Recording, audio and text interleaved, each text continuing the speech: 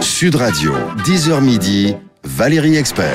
Avec Gérard Collard pour cette dernière partie, le vendredi. Gérard Collard, libraire à Saint-Maur, La Griffe Noire. Oui. Gérard Collard qui ne fait que lire du matin au soir. Vous avez vu l'état Du soir au matin. je suis. On va commencer à vous donner des petites idées pour Noël, quand Ouais, même. bien On commence sûr. avec quoi alors? Bon, après, on reparlera de deux livres à offrir. Mais là, on va déjà parler, vous savez, de ce qui se passe en ce moment avec les gilets jaunes. Les gilets jaunes. Il y a 2 livres, je crois, qu'il faut lire absolument pour mieux comprendre les gens qui sont dans la rue, le long des routes. C'est le prix Goncourt. Alors, j'ai pas l'habitude d'être très... Non, mais vous nous aviez dit que je ça l'avais vous déjà avait dit. plu. Oui. Et c'est Nicolas vraiment Mathieu. vraiment un livre qui décrit les gens qui sont au bord des routes, c'est-à-dire ces gens qui sont...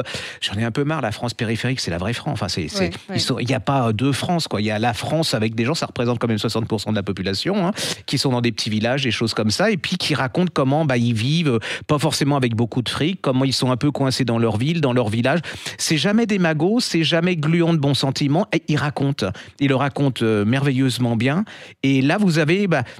vous comprenez un peu cette révolte, ces gens qui, alors c'est vrai qu'il y a certains qui disent ils savent pas ce qu'ils veulent, mais si, ils veulent exister, quoi. Ils veulent vivre, tout simplement. C'est un peu les désillusions des Français. C'est ça. Ça s'appelle Les enfants après eux, c'est chez Actes Sud, et effectivement, pour une fois, c'est un Goncourt, je l'avais pas lu. Et qui est en plein. C'est un Goncourt qui est en plein. Et alors, regardez sur France 3, ça n'a pas très bien marché, c'est vraiment très très dommage. Tous les gens à qui j'en ai parlé m'ont dit oui, mais ça commençait un peu glauque et tout. C'est vraiment la France des petits villages, ça s'appelle Aux animaux la guerre, et c'est vraiment avec Roche Dizem, formidable série sur France 3. Parce donc Nicolas Mathieu, en tout cas, comprend et décrit bien cette France-là. Parce que là, il est un peu, c'est un peu dur de dire ça, il est un peu leur porte-parole, parce que j'en ai un peu marre de ces gens qu'on entend à la radio, vous savez, tous ces journalistes bien élevés et puis qui vous disent oui, ils savent pas parler, ils savent pas, ils ont pas, il y a un peu marre. Et alors il y a un autre livre aussi donc Nicolas Mathieu, c'est le prix Goncourt, donc leurs enfants après eux, c'est chez Actes Sud. Et puis je vous conseille Aux animaux la guerre.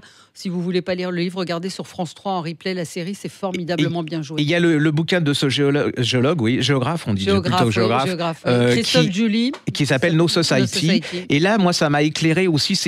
C'est la fin de la classe moyenne occidentale. Voilà. C'est ce qu'il décrit, c'est chez Flammarion. Et alors, il décrit comment cette population, depuis 10 ans à peu près, depuis la 2008 à peu près, leur pouvoir d'achat se délite, ils ont de moins en moins de fric, ils voient que leurs enfants, vous savez, jusque-là, on montait les enfants, on montait la hiérarchie sociale. Et là, c'est plus ça. Et là ils se disent, et puis en plus, sans parler de ceux qui... C'est un peu les déclassés. Voilà, absolument. Mais avant, c'était que des très pauvres. Maintenant, on voit que ça s'attaque à une couche de population beaucoup plus large. Et alors, il a un truc qui est intéressant aussi. Alors, je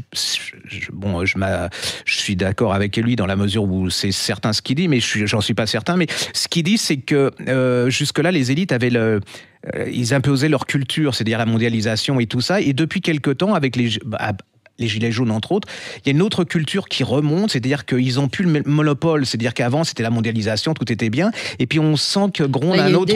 une défiance, voilà, puis il n'y a plus de confiance. Voilà, et médiatiquement, ces gens commencent à prendre le pouvoir aussi, on le voit d'ailleurs dans les chaînes d'information en continu, on voit comment ils arrivent à prendre le pouvoir, ne serait-ce que par l'image, et on voit comment cette élite qui jusque-là avait tous les moyens de communication, ils sont un peu désarçonnés contre ces gens qui comprennent pas, qui se disent... Par moments, on se demandait ils savaient que ça existait, quoi. Je veux dire, voilà. C'est tous ces gens qui sont touchés par le chômage, qui, c'est une sorte des gens qu'on n'entendait pas, quoi, tout simplement. Voilà. Donc Christophe Julie, ça s'appelle No Society, c'est chez Flammarion, et encore une fois Nicolas Mathieu, leurs enfants après eux chez Actes Sud. Alors on les traite de nostalgiques, de rétrogrades, et moi je suis rétrograde et nostalgique parce que ils viennent de reparaître des livres de quelqu'un qui m'a fait aimer l'histoire. Alain Decaux raconte. Génial. Et alors, ceux qui connaissent pas, parce qu'il y a des, comme Jamel, notre réalisateur au célèbre, qui est très très jeune et beaucoup plus jeune que nous, ne sait même pas, il a jamais regardé ça à la télé, mais quand j'étais gamin, Alain Decaux raconte, moi j'étais passionné par il a fait aimer l'histoire à toute une génération de Français. Absolument. Il racontait l'événement et c'était comme un livre d'aventure, j'étais complètement scotché. Et ça va de tout, je vois les mutinés du Bounty, en passant par John Rockefeller, l'homme le plus riche du monde.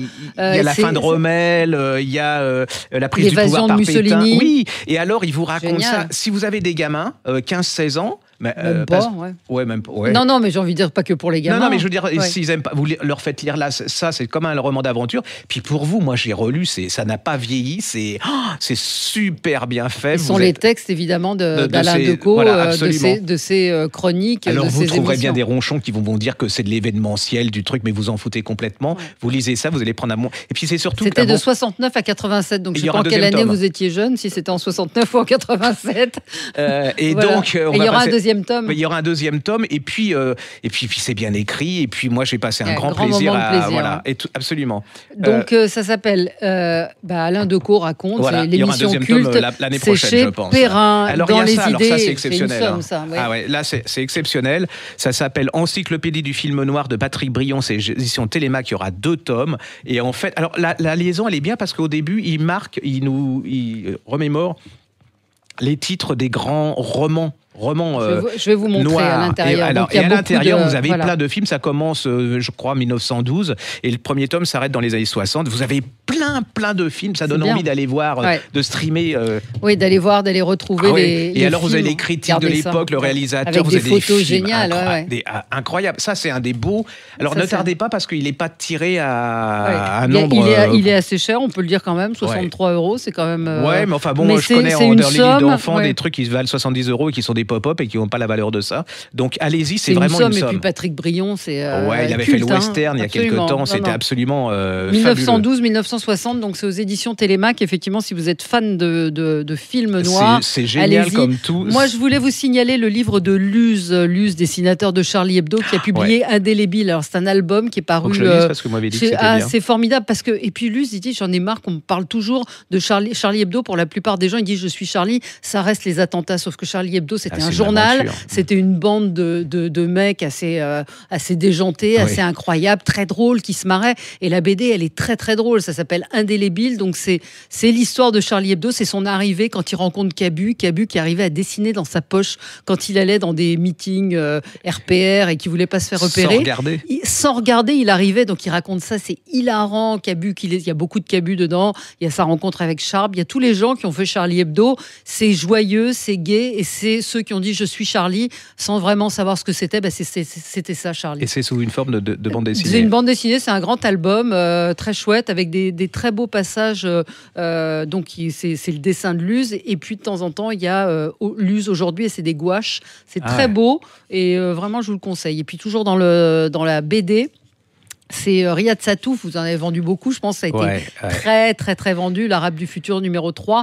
Il y a si vous passez par Paris, à la bibliothèque du Centre Pompidou, il y a une exposition avec des objets, des dessins de Riyad Satouf. Allez-y, c'est vraiment très chouette. On va rester dans les BD.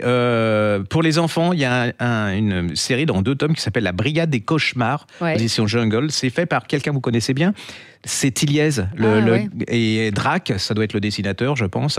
Et c'est l'histoire ils ont inventé, c'est des gamins, ils ont inventé une machine pour pénétrer dans les cauchemars des enfants, pour les aider à se sauver de leurs cauchemars, parce qu'on est mal quand on a un cauchemar. Donc eux, ils plongent dans le cerveau du gamin, des gamins qui font un cauchemar, ils vont les aider à se battre contre leurs cauchemars. C'est hyper bien fait, c'est à partir de 9-10 ans, c'est ça, à peu près 10 ans.